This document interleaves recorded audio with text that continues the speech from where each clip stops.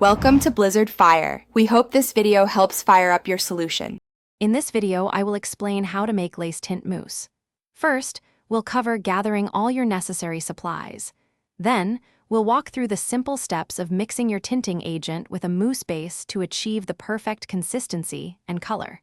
Finally, I'll share tips for applying your custom mousse and storing any leftovers properly for future use. Let's get started. To begin, you'll need a few key items.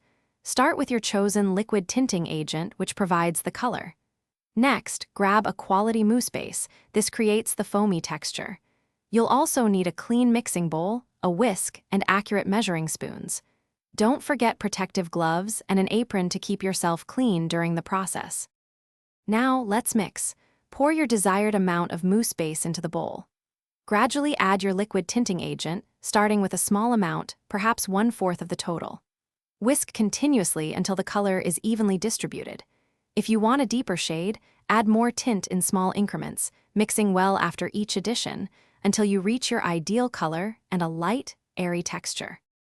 Once your mousse is ready, apply it evenly to the lace, ensuring full coverage for a natural blend. Always test a small, inconspicuous area first to confirm the color match. For storage, transfer any unused mousse into an airtight container. This helps maintain its freshness and consistency. For optimal performance, aim to use your homemade lace tint mousse within a few weeks. Thanks for watching. If you found this helpful, don't forget to like and subscribe.